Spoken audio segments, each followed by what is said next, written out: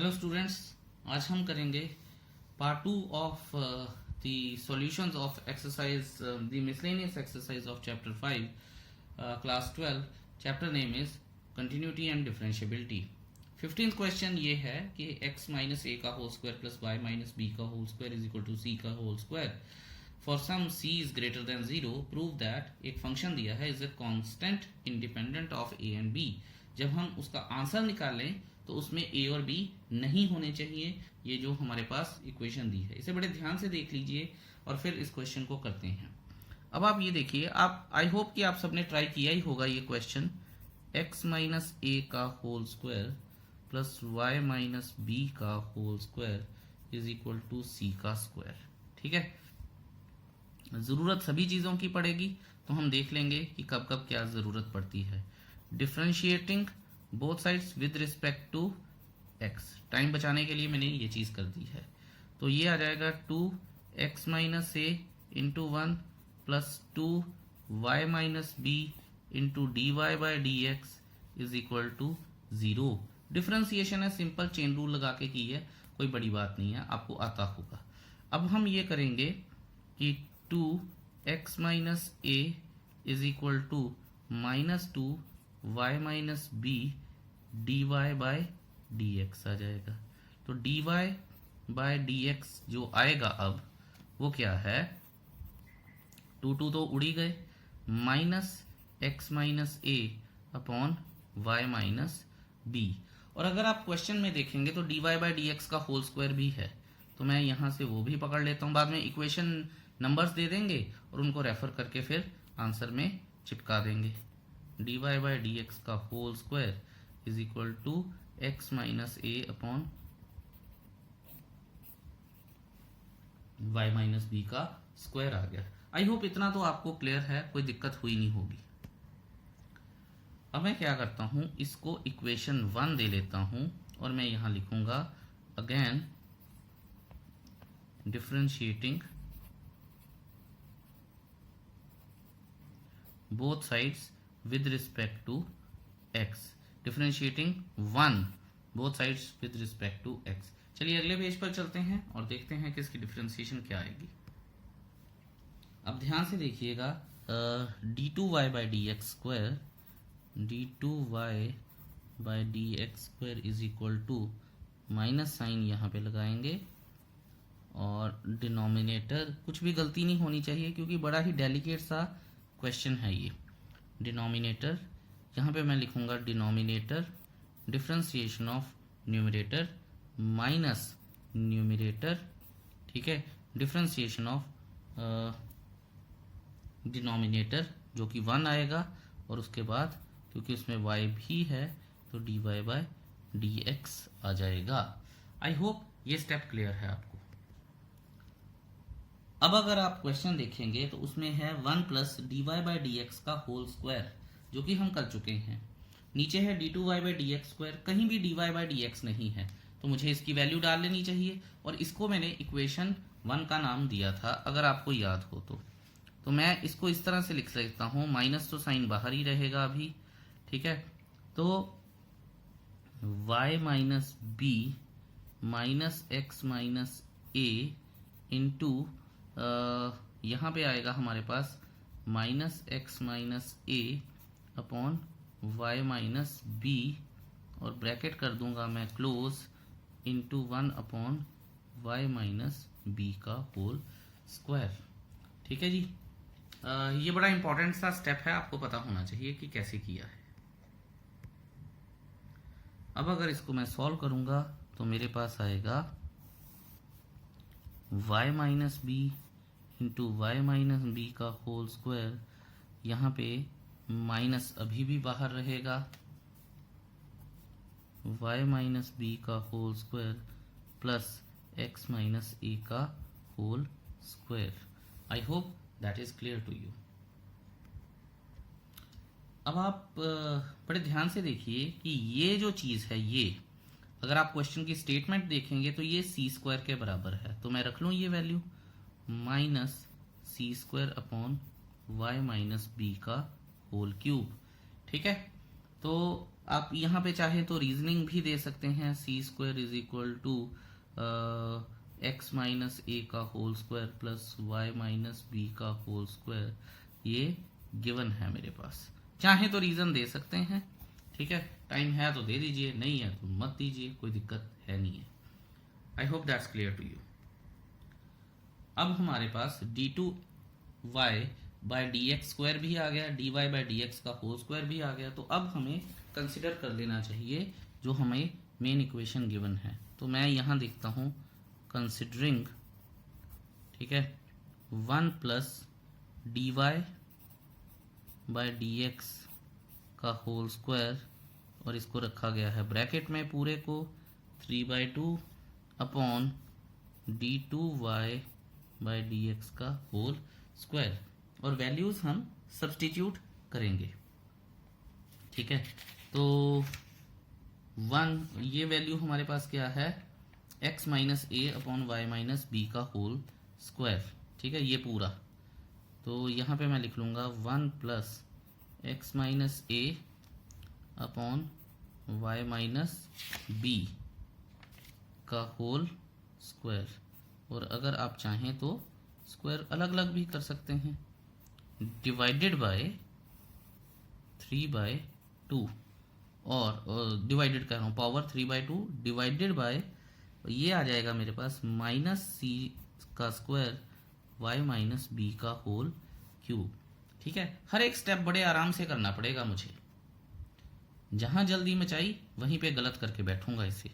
तो आप देखिए, अब एलसीएम ले लेते हैं, y माइनस बी का whole square plus x minus a का whole square upon y minus b का होल स्क्वायर, और आप ये देखिए अब पावर्स मैं अलग अलग कर रहा हूँ, 3/2 न्यूमरेटर को दे दिया और 3/2 ही डिनोमिनेटर को दे दिया, और इसको मैं उल्टा कर लेता हूँ, y माइनस बी का होल क्यूब अपॉन c का क्यूब, और वो भी माइनस में, ठीक है।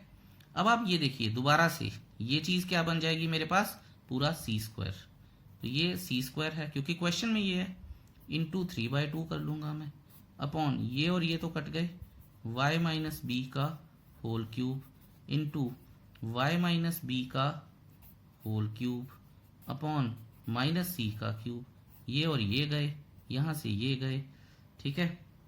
तो सॉरी, यहाँ पे स्क्वायर आना था, मैंने गलती कर दी है, ये आ गया, ठीक है। तो ये सी क्यूब, अब मैं लिखूंगा c cube upon minus c square is equal to minus c, which is independent of a and b, hence proved. I hope that is clear to you. I hope कि ये क्वेश्चन आपको clear है। मैंने बड़े ही आराम से करवाने की कोशिश की है ताकि आपको एक एक स्टेप क्लियर हो जाए। नो डाउट थोड़ा सा घुमावदार है, पर अगर आप ध्यान से करेंगे तो आप तंग भी नहीं होंगे। अब करते हैं हम question number 16। Let's do it. Question number 16 क्या कह रहा है हमें? क्वेश्चन नंबर 16 कह रहा है cos y is equal to x cos a plus y, wow, with cos a is not equal to 1, prove that dy by d x निकालना है बेसिकली हमें, ठीक है। तो देखते हैं कि dy बाई डी एक्स को हम किस तरह से सॉल्व कर सकते हैं। Let's see. अब ये तो हमारे पास गिवन है, अब क्या कर सकते हैं हम, x को अलोन छोड़ सकते हैं। तो देखते हैं कि अगर x अलोन आ जाएगा, ध्यान से देखिएगा, नॉर्मली हम dy बाई डी एक्स करते हैं और निकालना भी मुझे वो है, लेकिन फिर भी मैं उल्टा कर रहा हूं क्योंकि यहाँ पे x अकेला है, y को अकेला कर नहीं सकता मैं किसी भी तरीके से। तो देखते हैं cos y cos a plus y, ठीक है जी। अब आप ये देखिए कि मैं ये करूंगा, ध्यान से देखिएगा, differentiating both sides with respect to y।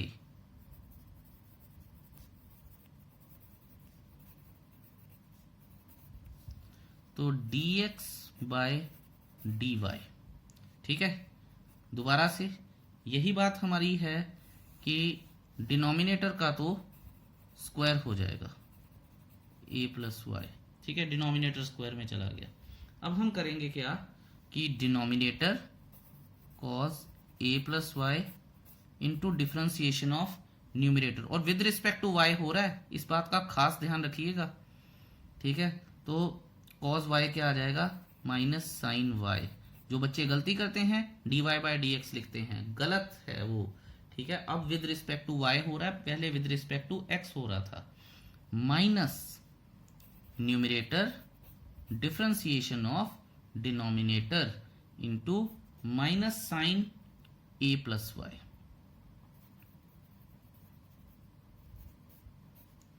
अगर आप इस चीज का ध्यान रख गए तो आप ठीक कर जाएंगे इस क्वेश्चन को।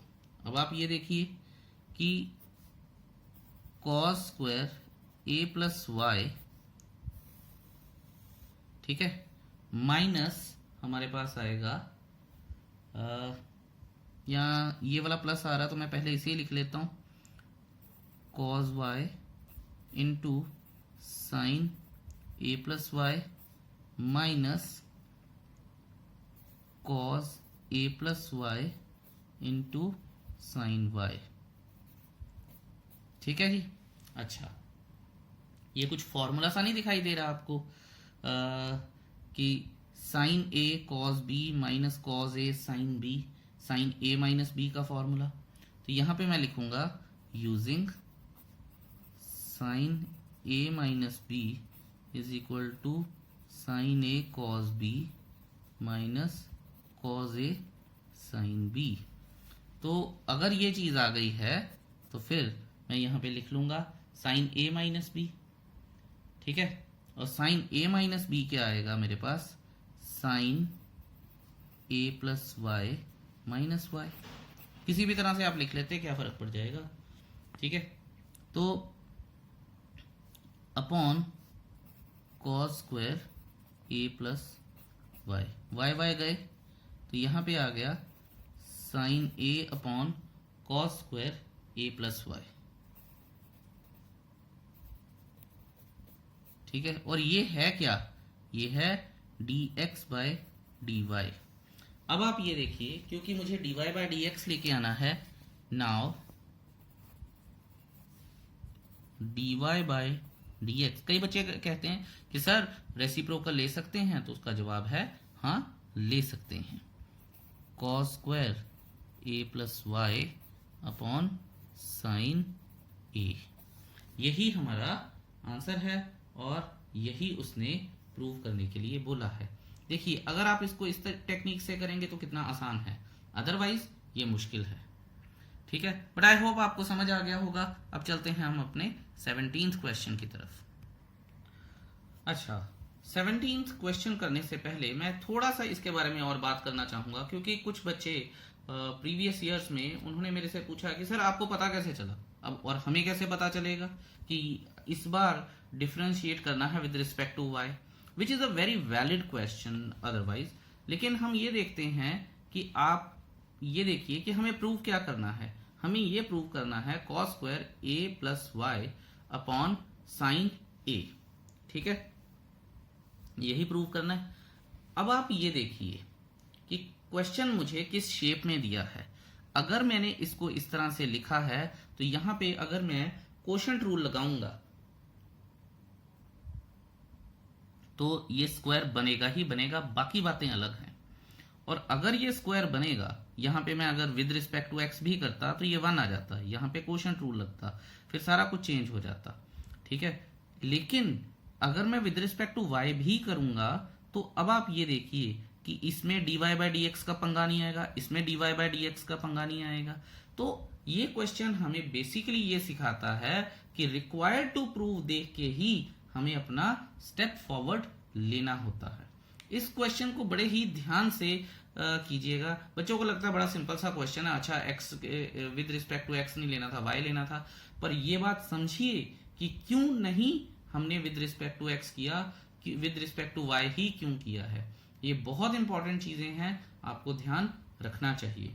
अब करते हैं हम अपना क्वेश्चन नंबर 17, और मैं फिर बोल रहा हूं, अगर क्वेश्चन नंबर 16 के ऊपर और भी क्लैरिटी चाहिए, डू आस्क मी क्वेश्चंस। ये मैंने 17th क्वेश्चन लिखा है, x is equal to a cos t plus t sin t और y is equal to a sin t minus t cos t।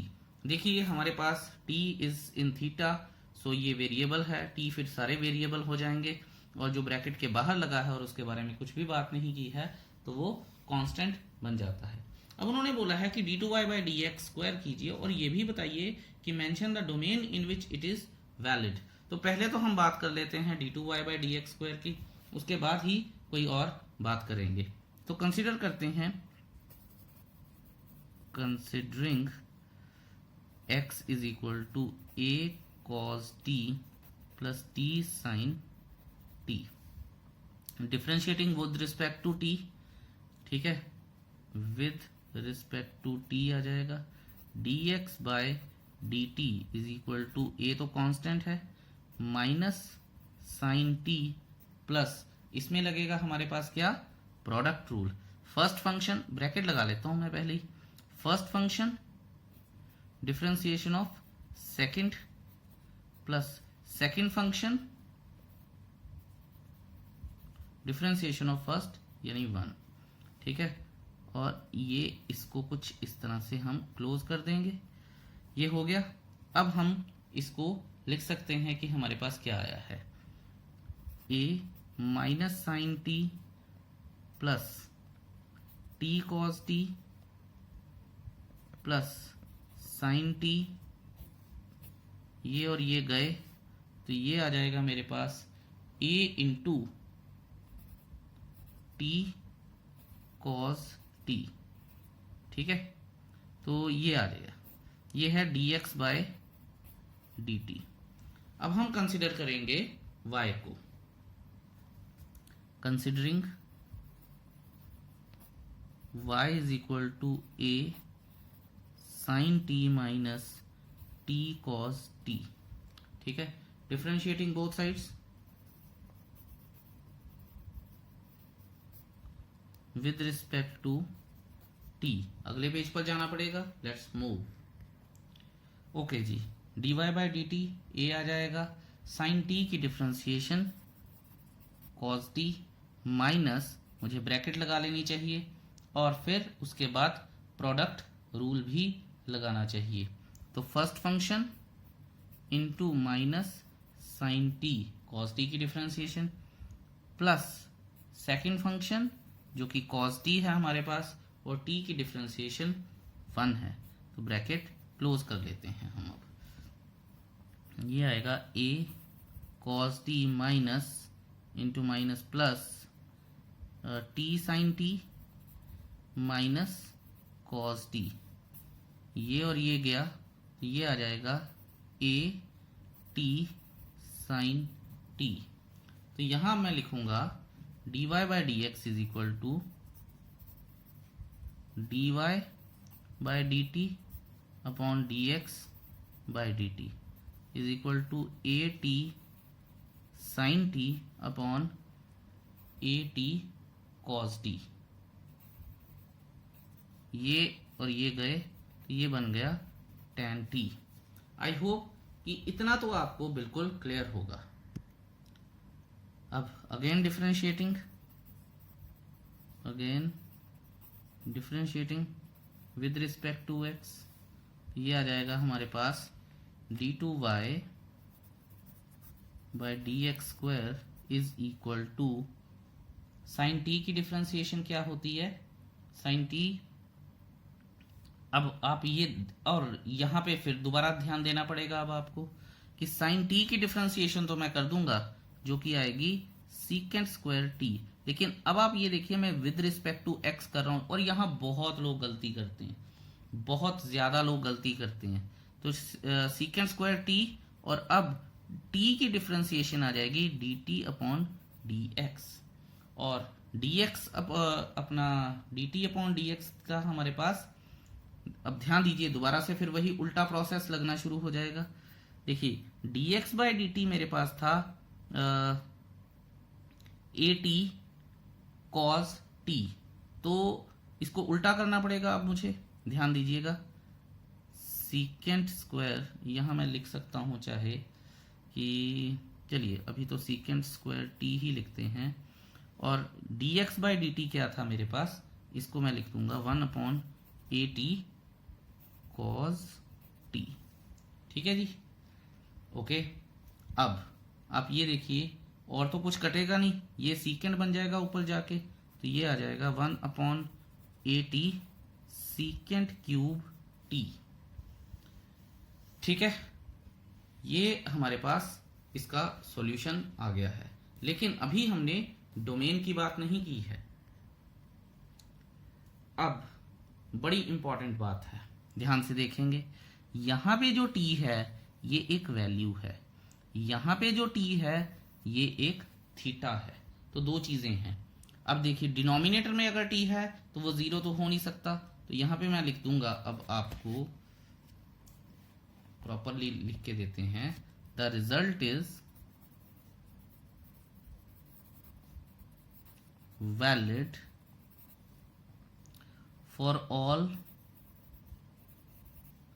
real values of t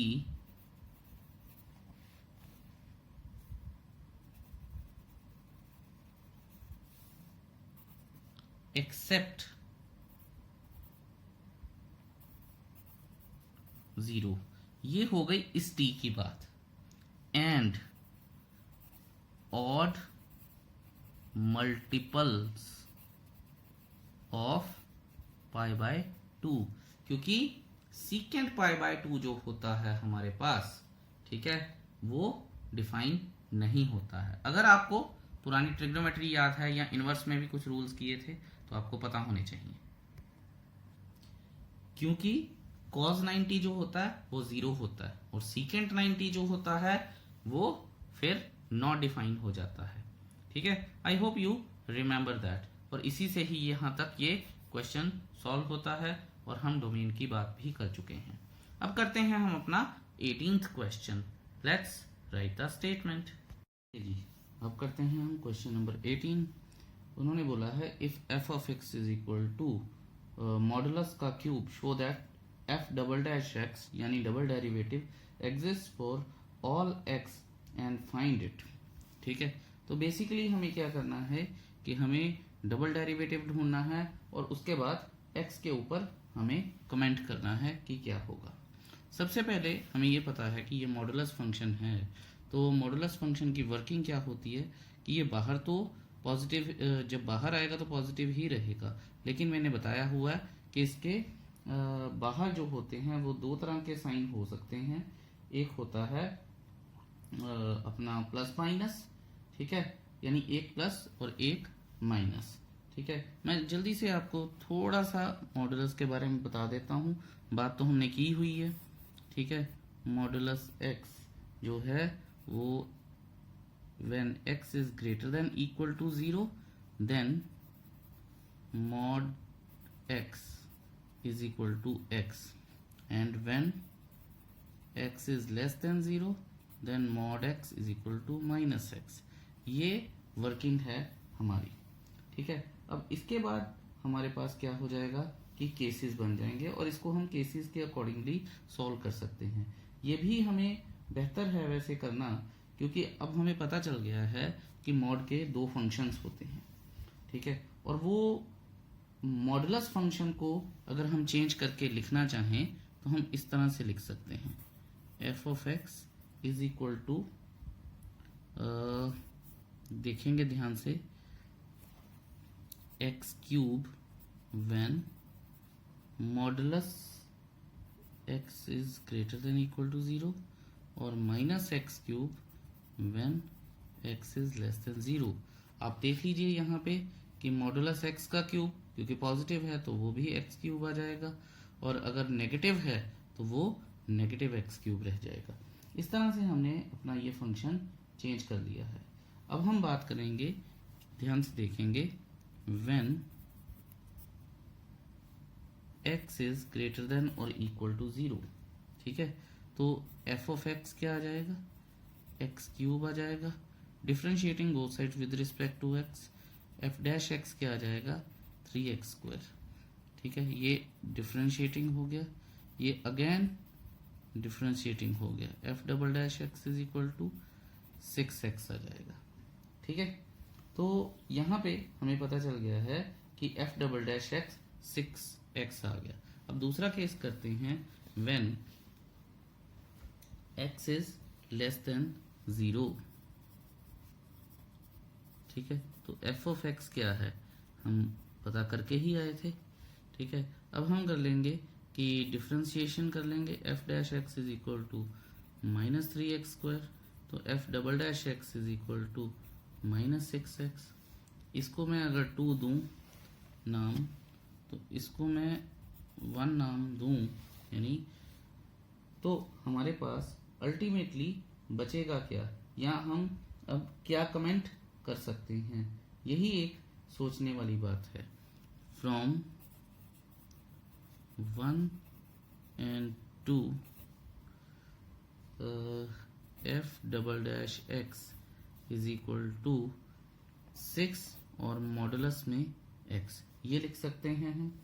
ठीक है, क्योंकि modulus का पता है हमें, जैसा मैं अभी बोल के आया हूं कि हमारे पास इसके बाहर प्लस माइनस साइन लगा होता है, प्लस है तो 1 है और माइनस है तो 2 है। या फिर हम इस तरह से भी लिख सकते थे, hence f double dash x is equal to 6x when x is greater than equal to 0 and -6x when x is less than 0। Either which way, या तो आप ये कर लीजिए या आप ये कर लीजिए, दोनों ही ठीक हैं। ठीक है, अब हम करेंगे क्वेश्चन नंबर 19, देखते हैं और इसकी स्टेटमेंट को पढ़ लेते हैं। स्टेटमेंट है using the mathematical induction last year 4 chapter +1 का। ठीक है, prove that d upon d x x की power n is equal to n x n minus 1। ठीक है, सिंपल इंडेक्स रूल को प्रूव करने के लिए बोल रहा है फॉर ऑल इंटीजर्स n। तो देखते हैं हम बात क्वेश्चन नंबर 19। अच्छा जी, ध्यान से देखेंगे अब हम। Let p of x is equal to, p of x लिखें, p ऑफ n लिखता हूं मैं, p of n is equal to d upon d x, यहाँ आ जाएगा x की power n is equal to n x n minus 1। ठीक है, तो आपको याद होगा लास्ट ईयर हम क्या करते थे, स्टेप्स हमारे होते थे। पहला स्टेप होता था for n is equal to 1, यहाँ मैं लिख दूंगा for n is equal to 1, तो यहाँ मैं लिखूंगा p of 1 is equal to d of d x x की power 1 is equal to 1 into x की पावर 1 माइनस 1। तो ये आ जाएगा हमारे पास 1 इज इक्वल टू, क्योंकि x की डिफ्रेंसिएशन 1 और ये भी 1। ठीक है, तो ये लिख दूंगा मैं which is true for n is equal to 1। ठीक है, अब हमारे पास स्टेप 2 आ जाएगा। स्टेप 2 आ जाएगा क्या, let p of k is true for यहाँ लिए k all belongs to n, क्योंकि उसमें ऑल पॉजिटिव इंटीजर्स n बोले थे, तो हमने ये कर दिया है। therefore d upon d x of x की power k is equal to k into x की पावर k माइनस 1। ये हमने अज्यूम कर लिया है कि ये ट्रू है, लास्ट ईयर आपको याद होगा। अब हम करते हैं थर्ड स्टेप, जो हमारा फाइनल स्टेप होता है, for n is equal to k plus 1। ठीक है, तो देखते हैं d upon d x of x की power k plus 1 is equal to, ध्यान से देखिएगा, d अपॉन डी एक्स, ये आ जाएगा x की पावर k इंटू एक्स आ जाएगा। ठीक है जी, इतनी बात आई होप आपको क्लियर हो गई है। अब आप ये देखिए कि हमें करना क्या है, प्रोडक्ट रूल लगाना पड़ेगा, ये तो पक्की बात है। तो यहाँ पे हम देखते हैं फर्स्ट फंक्शन एक्स की पावर के differentiation of second plus second function और डिफरेंशिएशन ऑफ फर्स्ट। तो डिफरेंशिएशन ऑफ फर्स्ट क्या आ जाएगी, इंटू के एक्स की पावर के माइनस 1। ठीक है, ये हमने यहाँ से प्रोडक्ट रूल लेके आए हैं। और अगर आप देखेंगे ये तो x की पावर k आ गया, ये और ये अगर आप ये देखेंगे तो ये प्लस हो जाएगा तो x की पावर k ही रह जाएगा। तो यहाँ पे x की पावर k अगर मैं कॉमन निकाल लूँ तो अंदर क्या बचेगा, मेरे पास बचेगा 1 प्लस k या k प्लस 1। ठीक है, ये हो गया। अब आप ध्यान से देखिएगा कि मैं क्या कर रहा हूँ। अगर आपको याद होगा तो जब हम जिसको ट्रू मानते थे उसे इक्वेशन 1 दे देते थे, ऐसा ही कुछ करते थे। ठीक है, अब आप ये देखिए कि हमारे पास यहाँ पे हम क्या क्या सब्स्टिट्यूट कर सकते हैं। ये देखिए ध्यान से, x की पावर k माइनस 1 और k था इसके साथ, तो हम यहाँ पे लिख सकते हैं फ्रॉम 1। ठीक है, क्योंकि डी अपॉन ये देखिए कि डी अपॉन डी एक्स यानी इसके differentiation first function differentiation of second plus second function differentiation of first, इसकी डिफरेंशिएशन यही तो आई है। ठीक है, तो फ्रॉम 1 लिख दिया। अब ध्यान दीजिएगा, अब इम्पोर्टेंट काम है तो इसको ध्यान से देखिएगा। ये हमने x की पावर k निकाल ली है और हमारे पास चलिए नेक्स्ट पेज पर लिखते हैं इसको थोड़ा सा इलेबोरेट करके।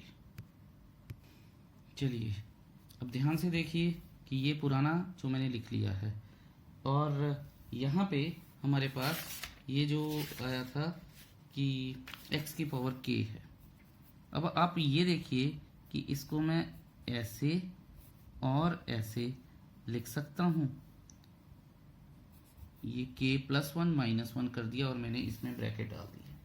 यहाँ से अब आप ये देखिए कि क्या प्रूफ होता है, therefore p of k plus 1 is, k की बेचारे की मुंडी कट जाती है, इज ट्रू।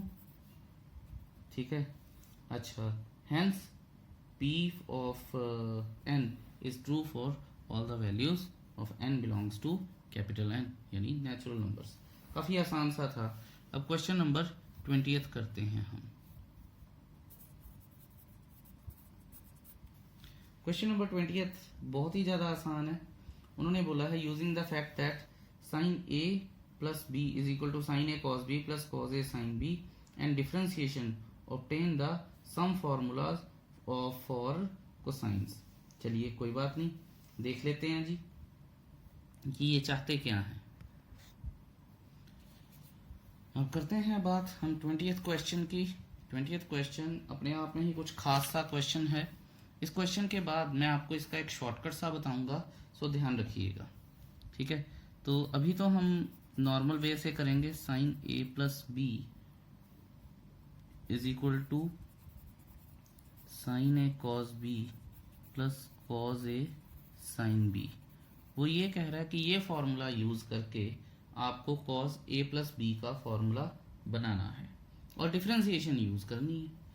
अच्छा जी, तो इस तरह के क्वेश्चन को करने के लिए, क्योंकि क्वेश्चन अगर आपने ध्यान से पढ़ा हो तो उसमें कोई भी एलिमेंट ये नहीं बताया गया कि विद रिस्पेक्ट टू व्हाट, तो हम अपनी तरफ से विद रिस्पेक्ट टू, वैसे तो कुछ भी कर सकते थे, हम अपनी तरफ से विद रिस्पेक्ट टू एक्स कर देंगे। तो यहां मैं लिखता हूं, पूरा ही लिखना पड़ेगा, डिफरेंशिएटिंग बोथ साइड्स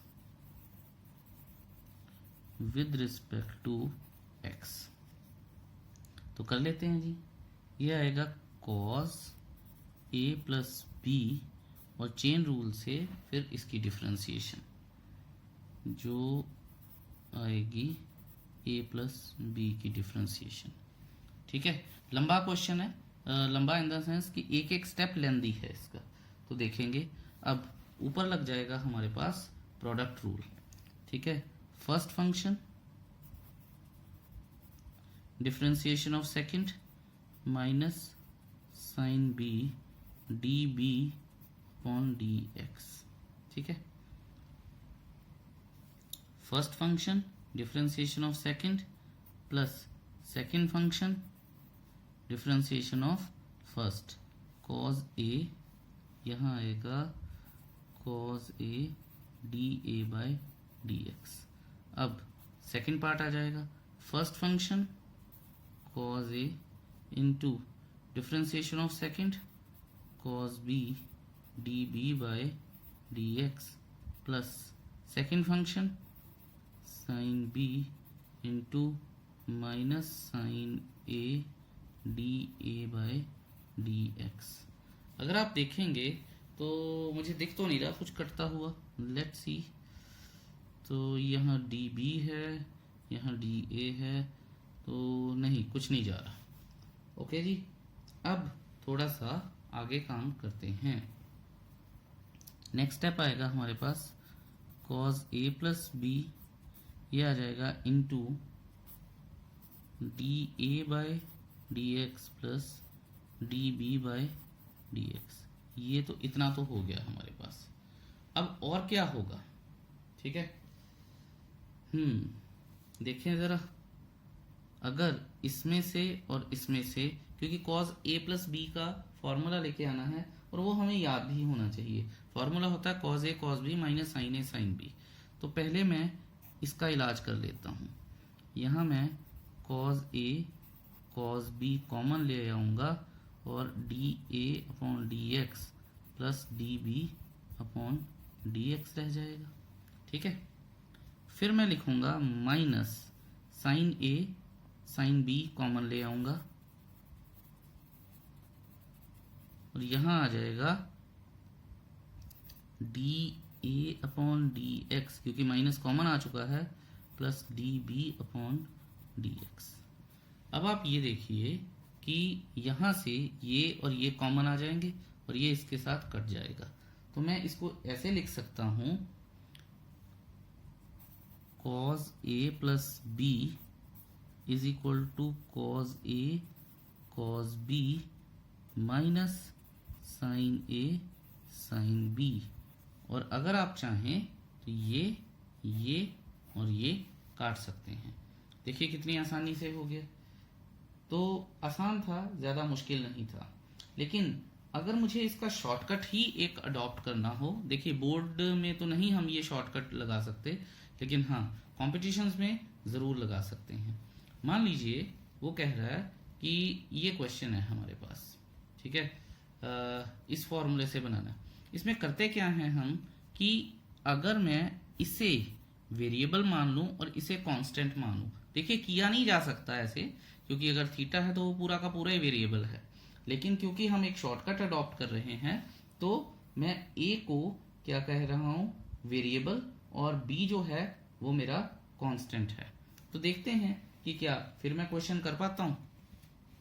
देखिए जस्ट ये आपको बताने के लिए है, सिर्फ कॉम्पिटिशन्स में हमारे पास जो फॉर्मूला है वो है sine a plus b is equal to sine a cos b plus cos a sine b. ठीक है, ये है हमारे पास फॉर्मूला। मैंने आपको बोला है कि ये वेरिएबल है और ये कांस्टेंट है। तो विद रिस्पेक्ट टू एक्स ही करेंगे, differentiating both sides with respect to x. तो cos a plus b variable हो जाएगा d a by d x और कांस्टेंट की डिफरेंशिएशन 0 हो जाएगी, राइट। अब फर्स्ट फंक्शन साइन ए, ठीक है, ध्यान देंगे अब हम, और first function differentiation of second, ये तो फिर कांस्टेंट बन गया, तो कांस्टेंट की डिफरेंशिएशन 0, ठीक है, plus second function cos b into cos a, sine a की differentiation cos a d a by d x. ठीक है, अब इसकी बात कर लेते हैं।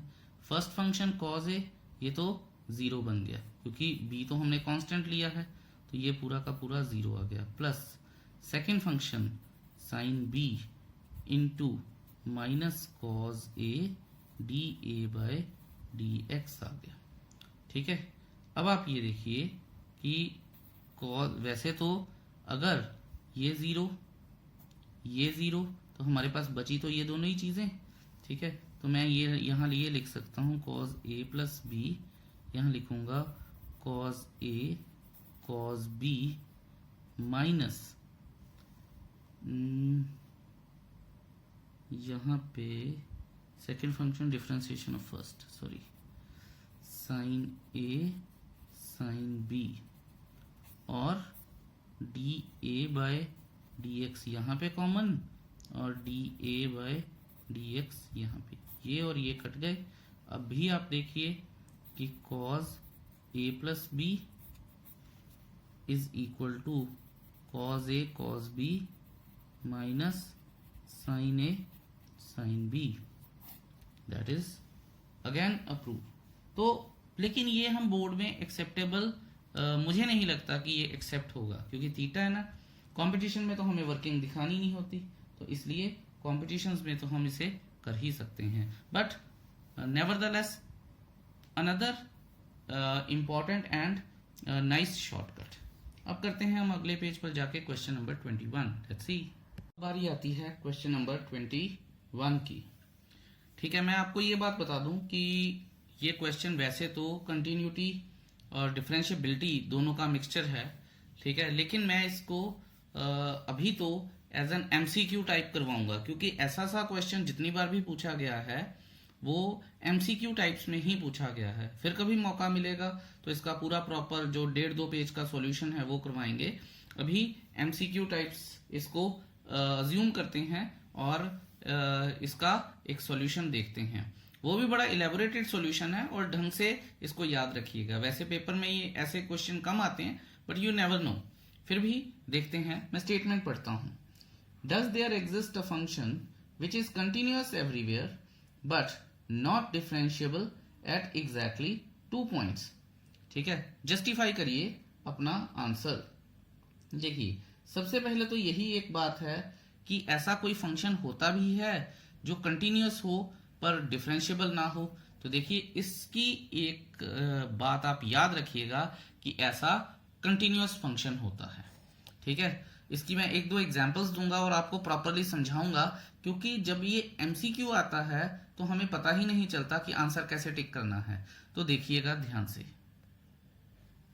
देखिए, अगर आपको याद हो कि मॉड एक्स 11th क्लास में मॉड एक्स का हमने एक फॉर्मूला या ग्राफ किया था। मॉड एक्स जो है उसका ये 0 है, अगर ये x है ये y है, तो मॉड एक्स का जो ग्राफ है वो इस तरह से बनता है। ठीक है, सो देखिए, आप इसको बना तो सकते हैं, बिना पेन उठाए बना सकते हैं, पर ये कंटिन्यूअस फंक्शन है। ठीक है, लेकिन ये डिफरेंशिएबल कभी भी नहीं है, क्योंकि यहाँ पे ये ट्विस्ट कर जाता है और बड़ा शार्पली ट्विस्ट करता है। सो कर्व नहीं बनती है यहाँ पे, इसलिए ये डिफरेंशिएबल नहीं होता है eight 0।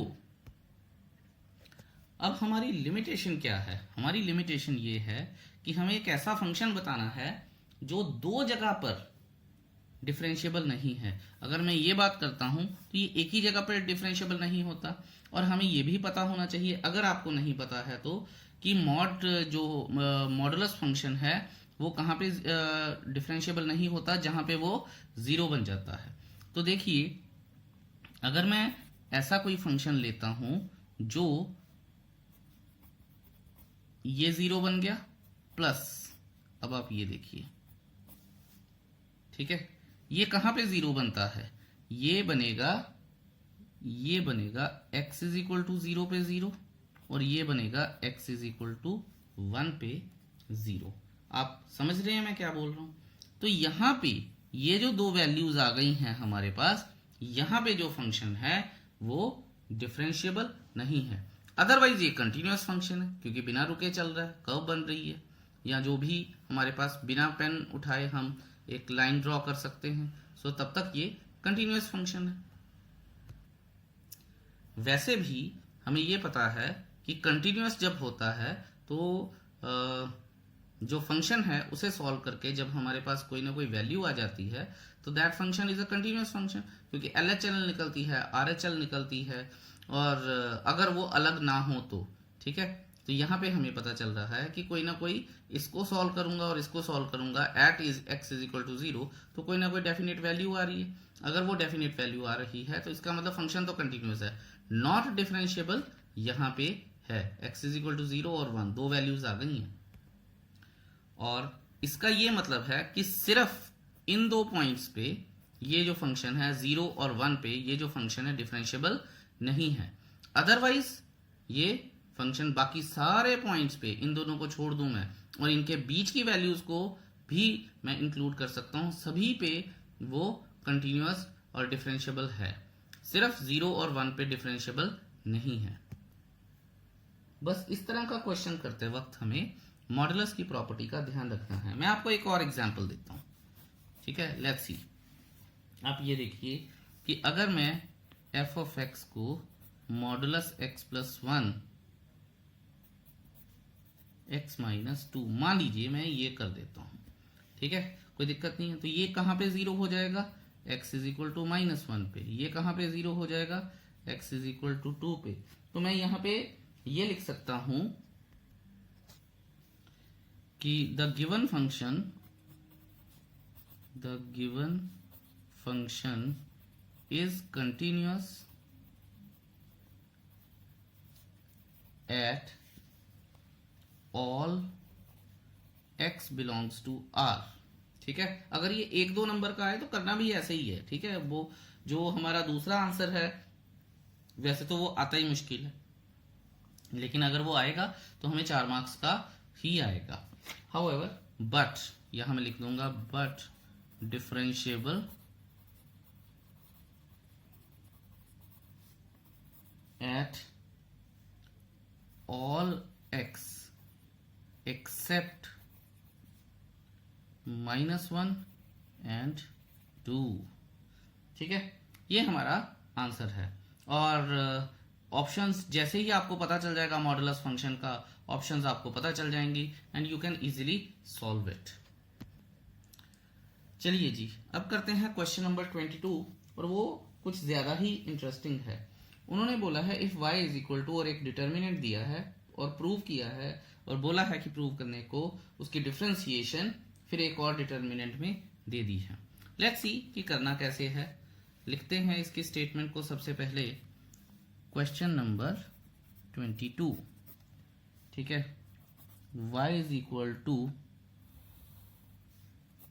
f of x, g of x और h ऑफ x, फिर आ जाएगा LAMB और NC, ठीक है। मैं ये अज्यूम करके चल रहा हूं कि आपको डिटरमिनेंट याद है कि कैसे करने हैं। अगर वो नहीं याद है तो फिर तो दिक्कत है, तो आपको डिटरमिनेंट सीखने पड़ेंगे। अगर आपको याद होगा तो फिर कोई इशू नहीं है। y आपको पता है f ऑफ x, ये और ये गया तो यहां पे आ जाएगा MC माइनस NP, फिर ये प्लस का और ये माइनस का g ऑफ x, ठीक है। और ये कट गए LC minus NA, LC minus NA, और फिर HX आ जाएगा वो भी प्लस के साइन के साथ, और फिर आएगा हमारे पास, आप ये देखिए, या तो ये आ जाएगा LB minus MA, LB minus MA। आई होप ये क्लियर है आपको। ओके, अच्छा, इसमें कुछ चीजें बड़ी इंटरेस्टिंग आएंगी तो ध्यान से देखिएगा। अब मैं डिफरेंशिएट कर रहा हूं, differentiating both sides with respect to x, तो dy बाय dx हो गया। ध्यान दीजिएगा, अब यहाँ पे कोई एक्स वाई नहीं है तो मतलब कांस्टेंट है, सिर्फ इसमें एक्स है। तो यहाँ मैं ये लिख सकता हूँ कि एफ डैश, चलिए कांस्टेंट पहले बाहर ही निकाल लेते हैं, m c minus n b is f dash x, क्योंकि सिर्फ उसी की ही डिफ्रेंसिएशन होगी। फिर minus l c minus n a g dash x plus l b minus n a क्या आएगा, एच डैश एक्स। ठीक है, अब ध्यान से सुनिएगा मेरी बात। उन्होंने बोला है कि आप इसे बताइए कि हमारे पास जो आंसर है dy बाई डी एक्स, और इसको दोबारा से डिटर्मिनेंट फॉर्म में लिखना है। बड़ी इंपॉर्टेंट चीज है ये। Therefore dy by d x मैं यहां लिख सकता हूं। सबसे पहले आप ये देखिए कि f डैश एक्स है, ठीक है, यहां पे g डैश एक्स है और यहां पे h डैश एक्स है। ठीक है, इसको और इसको कवर कर देते थे, आपको याद होगा। ठीक है, तो यहां पे हमारे पास क्या आएगा, और बहुत ध्यान से देखना है, एम सी। देखिए पहले, और जब आपको क्वेश्चन आएगा कभी भी इस तरह का तो बड़े ध्यान से देखना है, एम यहां पे, सी यहां पे, और फिर क्या आएगा, एन बी। ठीक है, और आपको ये आदत भी होनी चाहिए इस तरह से, ये इधर गया फिर इधर और फिर ये इधर, ऐसे लिखने की आदत होनी चाहिए। ठीक है, ये आ गए, बाकी दो तो अपने आप ही अरेंज करेगा ये, तो वो हमें देखने की जरूरत भी नहीं है, एल ए, और अगर आप देखेंगे भी तो वो लग जाएगा। And this is something we needed to prove. ठीक है, तो दैट इज हेंस प्रूव्ड। और आपको पता है कि जब आप इसे दोबारा सॉल्व करके लिखेंगे तो यही आएगा। बड़ा इंटरेस्टिंग क्वेश्चन है। ठीक है, अब करते हैं last question of this chapter and this exercise. आ गए हैं हम अपने अगले पेज पर अगले पेज पर जाने से पहले मेरे दिमाग में एक और शॉर्टकट आया है जो मैं बच्चों के साथ शेयर करना चाहता हूं। ठीक है, क्योंकि अभी तो अपना प्लस टू में भी एमसीक्यूज काफी सारे आने लग पड़े हैं और कॉम्पिटिशन्स तो बच्चे देते ही हैं। सो आई जस्ट वांट कि ये शेयर होना चाहिए। तो देखते हैं कि 22nd क्वेश्चन का ही एक शॉर्टकट मैं शेयर कर रहा हूं। आप ये देखिए कि हमें y is equal to f of x, g of x और एच ऑफ एक्स दिया है डिटर्मिनेंट के अंदर। ठीक है, यहाँ एल एम एन है और यहाँ ए बी और सी है। शॉर्टकट ये कहता है कि आप एक बार में एक रो को या एक कॉलम को डिफरेंशिएट कीजिए और बाकी दोनों को छोड़ दीजिए, और जैसे 3 रोज हैं या 3 कॉलम्स हैं तो आपको 3 बार डिफरेंशिएट करना है। ठीक है, and you will be fine. आप इसका इलेबोरेटेड मेथड कर सकते हैं, आप प्रॉपरली सबको सॉल्व करके देख सकते हैं, वो आ जाएगा। ठीक है, लेकिन मैं जस्ट आपको यहाँ पे शॉर्टकट बता रहा हूँ। तो यहाँ देखिए कि अगर मैं dy बाय डी एक्स करूंगा तो पहले मैं फर्स्ट रो को डिफरेंशिएट करूंगा और बाकी दोनों को छोड़ दूंगा, f dash x, g dash x और एच डैश एक्स। ठीक है, l m n a b c, इन दोनों को छोड़ दिया मैंने, टच भी नहीं किया। अब आप ये देखिए plus f of x, g of x और एच ऑफ एक्स, इसको नहीं पकड़ना। अब आप ये देखिए ये कांस्टेंट है। ठीक है, कांस्टेंट की डिफरेंशिएशन 0, और इसको तो मैंने छूना भी नहीं है, यही हम करके आए थे। प्लस ध्यान दीजिएगा, plus f of x, g of x, h of x, l m n, पहले 2 छोड़ दिए और बाकी कांस्टेंट हैं तो उनकी डिफरेंशिएशन 0 आ गई। हमें डिटर्मिनेंट में एक रूल पता है कि अगर किसी भी डिटर्मिनेंट के किसी एक रो के या एक कॉलम के सारे एलिमेंट्स 0 हो जाएं तो वो डिटर्मिनेंट क्या है, वो 0 हो जाता है। इसका मतलब ये पूरा 0 हो गया, ये पूरा भी 0 हो गया, तो फाइनली हमारा जवाब क्या बचा, हमारा जवाब बचा f dash x, g dash x, h dash x, l m n ABC। देखिए, ठीक है, इसका जो प्रॉपर मेथड है वो मैं जस्ट आपको बता के ही आया हूं, तो कोई परेशानी है नहीं है। तो ये दोनों तरह से हो जाएगा, और जब आप कंपटीशन देंगे तो ये आपको बहुत हेल्प करेगा। I hope that is clear to you. अब चलिए चलते हैं क्वेश्चन नंबर 23 पे, should be the last question of this exercise. चलिए जी, स्टेटमेंट मैंने लिख ली है, बहुत ही ज्यादा इंटरेस्टिंग क्वेश्चन है, सो ध्यान से हम करेंगे। देखिए, जैसा कि हम 5.7 में या जो पुराने क्वेश्चंस भी किए हैं उनमें ये डिस्कस करते आए हैं कि ये जो डबल डिफरेंशिएशन है इसको जीरो के इक्वल लेके आना है।